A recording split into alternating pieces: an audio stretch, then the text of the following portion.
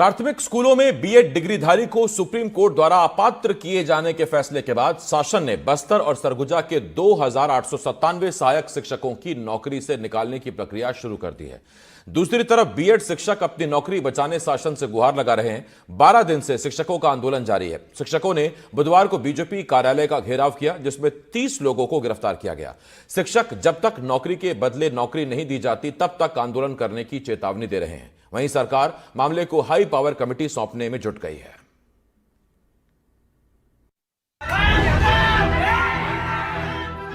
BJP हो या कांग्रेस, दोनों ही पार्टी युवाओं को रोजगार की वकालत करती हैं, सरकारी नौकरी के अवसर पैदा करने का वादा करती हैं। लेकिन छत्तीसगढ़ में 2,897 शिक्षकों को नौकरी से हटाने की प्रक्रिया शुरू हो चुकी है। बीएड शिक्षकों की भर्ती हुई थी और उसके बाद से सरकार ने अब सुप्रीम कोर्ट का जो फैसला आया उसके बाद से उनको टर्मिनेशन के ऑर्डर देना शुरू कर दिया है। और इसको लेकर जो तमाम सरगुजा के हों या बस्तर के जो टीचर्स थे उन्होंने आंदोलन शुरू किया। तो तस्वीरें देखिए यहाँ पे कि तूता का ये ग्राउंड, यहाँ पे बड़ी संख्या में जितने लोगों को हटाया है या हटाने की प्रक्रिया शुरू हुई है, वो इस बात की गुहार लगा रहे हैं कि आखिर उनकी गलती क्या है, क्योंकि उन्होंने कंपटीशन फाइट किया और कंपटीशन फाइट करने के बाद नौकरी हासिल की। लंबी प्रक्रिया के बाद कानूनी पेचीदगी की वजह से या राजनीतिक इच्छा शक्ति की कमी की वजह से इन तमाम लोगों की नौकरियां उनके हाथ से जाती नजर आ रही हैं। और सबकी अपनी अपनी कहानियां हैं, क्योंकि वो जिस क्षेत्र से आते हैं, किस परिस्थितियों में उन्होंने इस नौकरी को हासिल किया और जब नौकरी जा रही तो कैसी पीड़ा होती है, उनसे खुद समझने की कोशिश करते हैं। कहाँ से हैं मैम, क्या नाम है आपका? सर मैं भिलाई से हूँ। मेरा नाम श्रीमती बबीता साहू है। मेरी पोस्टिंग सर जगदलपुर में हुई थी, एक गांव में, बेड़ागुड़ा में जी। सर मैं बस यही कहना चाहूँगी कि एक साल जब मेरी जॉब लगी तो सर मैं प्रेग्नेंट थी और उस प्रेगनेंसी में पढ़ाई करना मेरे लिए काफ़ी सफ़र, मेरी ही नहीं, ये सब शिक्षिकाओं की कहानी है। तो बहुत मुश्किल से हमने पढ़ाई की। ये मैं वो नहीं चाहती, सिंपैथी नहीं दे रही हूँ, सिंपैथी नहीं दे रही हूँ, पर मैं बता रही हूँ अपनी कहानी कि हमने बड़ी मुश्किल से पढ़ाई की। मेरिट में है सर, किसी से चुराया तो नहीं है सर, नौकरी फिर इस तरीके से निकाला जाए। न्याय जो मिला है हम उसका सम्मान कर रहे हैं, डीएड वालों को दिया जाए, पर हमारे लिए हमको समायोजन दिया जाए। मैं यही चाहती हूँ सर कि शायद सरकार जो सुशासन का सरकार है सर, यही कहना है ना सर, सुशासन का सरकार, तो सर चुप क्यों है? हम जानना चाहते हैं सर, वो सरकार हमारे लिए ना, हमने ही तो चुना है सरकार को, तो हमारी दर्द क्यों नहीं दिखाई दे रहा है सरकार को? समायोजन की सभी की मांगे हैं, कुछ विकलांग भी हैं। आपकी नौकरी कहाँ लगी थी और अब कितना डर सताता है? सर बहुत डर सताता है हमारा नौकरी छूटने का। मेरा पोस्टिंग कांकेर जिला के अंतर्गढ़ ब्लॉक में तड़ोकी के कचवर में है। ये पूरा नक्सली इलाका है? हाँ, बहुत नक्सली इलाका है, नदी नाला सब जंगल को पार करके जाती हूँ मैं। तो क्या सपने बुने थे कि नौकरी मिल गई, फिर जीवन किस तरीके से चलेगा, और अब इस मुहाने पे आके खड़े हो गए हैं? बहुत विपरीत परिस्थिति से गुजरी हूँ सर, बहुत संकटों की। बेचारे मेरी मम्मी तो बहुत वो अनपढ़ है और मेरे को पढ़ाई है बहुत। क्या नाम है, कहाँ पे आप पोस्टिंग थे? सर रिचा शर्मा, बैकुंठपुर कोरिया में मेरी पोस्टिंग है और मैं वहीं की हूँ। क्या कहेंगे, मतलब जिस तरीके से चल रहा है, आप लोग काफ़ी दिनों से आंदोलन कर रहे हैं, सर हम बैकग्राउंड से आप आते हैं और इस मुकाम पे पहुँचे और फिर अब नौकरी जा रही है? सर हम लोग सब हैं यहाँ के, बैकुंठपुर कोरिया के हैं सर। हम लोग 1.5 साल से नौकरी में हैं और 1.5 साल से ही सरकार को मनाने का प्रयास कर रहे हैं। और बात ये आती है कि सरकार अब राजनीति करने पे लग गई है। जब सरकार को प्रशासन में आ गई है, वो पहले वो भले ही विपक्ष की पार्टी थी, जब वो विपक्ष की पार्टी थी तब वो कह रही थी कि कांग्रेस की पार्टी जब शासन में थी तब उससे कहा गया था कि इनको आप नौकरी दो, ये निर्दोष है। और जब आज वो शासन में आ गई है तब वो राजनीति करिए, जबकि शासन का कर्तव्य होता है कि वो अपने कर्मचारियों की सुरक्षा करे, उनके रोजगार को बचाए। ये तमाम लोगों का कहना है कि जब तक इनकी मांगें नहीं मान ली जाती, क्योंकि समायोजन की मांग है, निश्चित तौर से 3000 की ये संख्या है और 3000 परिवार सीधे तौर से जुड़े हों जिनकी नौकरियां गई हैं, तो उनको कितना दुख होगा इस बात को खुद समझा जा सकता है। लेकिन समझने की बात जो है सरकार को है, क्योंकि ये भी छत्तीसगढ़ के लोग हैं और इन्हें नौकरी दी गई थी उन इलाकों में जिस इलाके में ये कहा जाए कि अति पिछड़े इलाके हैं, बस्तर है और सरगुजा है।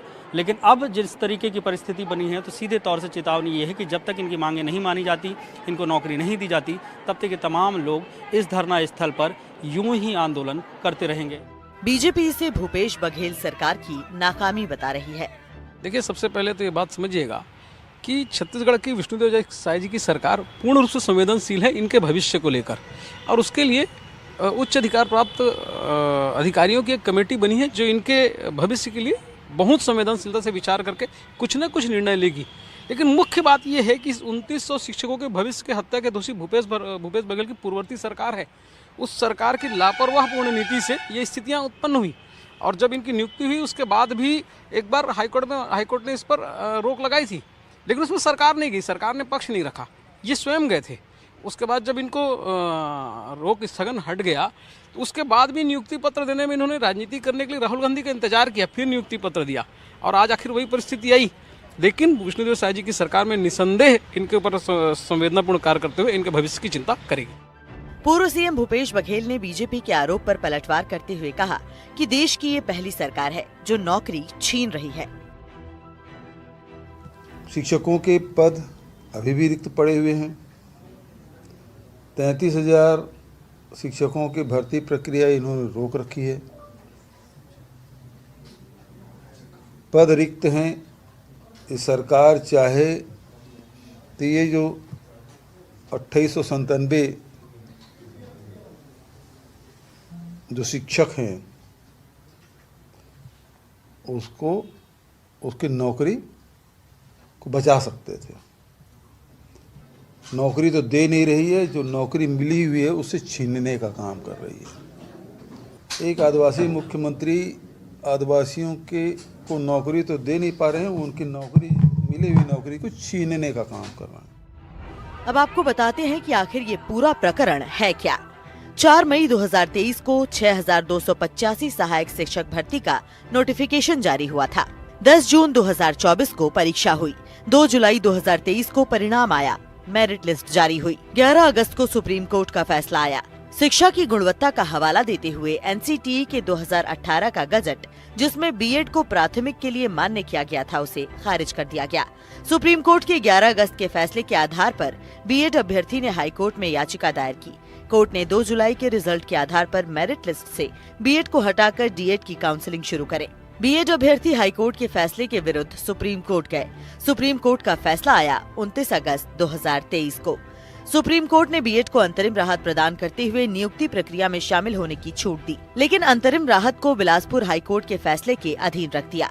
बिलासपुर हाईकोर्ट का अप्रैल 2024 को फैसला आया, जिसमें बीएड को हटाकर डीएड को नियुक्ति देने की बात कही गई। बिलासपुर हाईकोर्ट के फैसले के विरुद्ध बीएड और राज्य सरकार सुप्रीम कोर्ट गई, लेकिन सुप्रीम कोर्ट ने 28 अगस्त 2024 को याचिका खारिज कर दी। डीएड के अभ्यर्थियों ने सुप्रीम कोर्ट में बीएड धारी की याचिका खारिज होने के बाद बिलासपुर कोर्ट में डीपीआई पर अवमानना का केस कर दिया। बिलासपुर हाईकोर्ट ने 10 दिसंबर को डीएड धारी की भर्ती का ऑर्डर जारी कर दिया। शिक्षक नौकरी बचाने में मैदान में डटे हैं, लेकिन अब देखना ये होगा कि सरकार शिक्षकों की मांग पर क्या फैसला लेती है।